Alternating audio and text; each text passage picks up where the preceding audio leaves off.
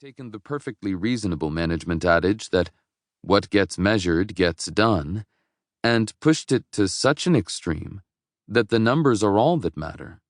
As a result, and as was the case with Muir's chickens, the well-being of each individual, as well as the overall performance of the group, suffers. Moreover, this obsession with numbers puts society as a whole at risk. Modern physics teaches us that light can act as a wave or a particle, depending on the context and how it's measured. Likewise, human activity can be measured in many ways, depending on the perspective we choose to take. In business, we too often think exclusively about the bottom line, neglecting other phenomena: respect, collaboration, trust, social cohesion, that are actually essential determinants of achieving the long-term success we're looking for. Until very recently, the most egregious example of the quantitative mindset driven into the ground was the short-sighted but all too prevalent belief that the CEO's only responsibility is to increase shareholder value.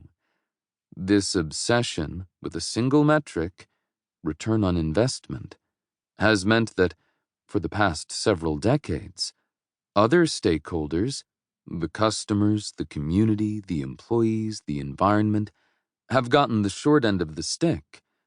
Making matters far worse, especially in new and disruptive industries, the numbers guy is often hidden inside a machine, literally an algorithm.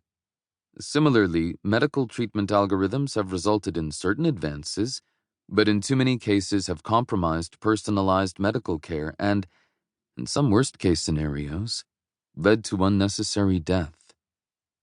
Looming over our numbers-obsessed society is another overly revered metric, GDP, that tells us nothing about social progress or quality of life or any other meaningful benchmark.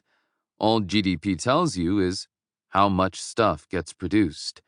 According to this narrow and myopic metric, the value of mastering the violin, or of teaching children to read, or of making sure they have clean air to breathe, is nothing compared to the value of producing tons of steel or rubber or what have you.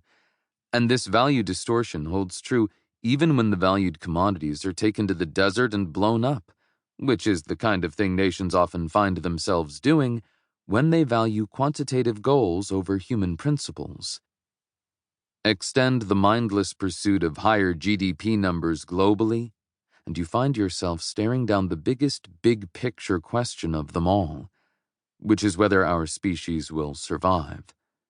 In 2019, the United Nations released a study authored by its Intergovernmental Science Policy Platform on Biodiversity and Ecosystem Services, drafted by a host of social and physical science experts, which offered a grim reality check on the future of our planet by the numbers.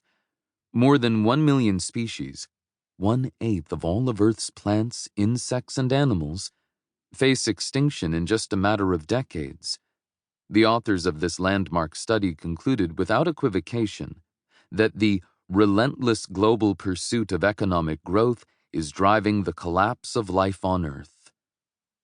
Separately and together, we've spent our careers at leading institutions, including the White House and Harvard Medical School.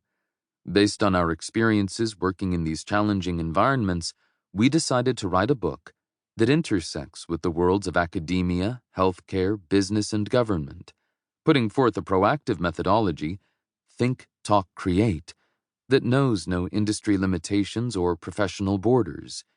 In each of these domains, we've witnessed institutional deterioration and stress-related illness due to an insipid, mind-numbing, and hostile management style focused far too much on the numbers and not nearly enough on the people. As a result, we often find ourselves counseling professionals who are standing on the metaphorical and sometimes literal ledge, about to jump. This book emerges directly from our professional odysseys, which have led us to recognize and diagnose the pervasive common cold of our modern-day working world, the over-reliance on numerical thinking to the exclusion of all else.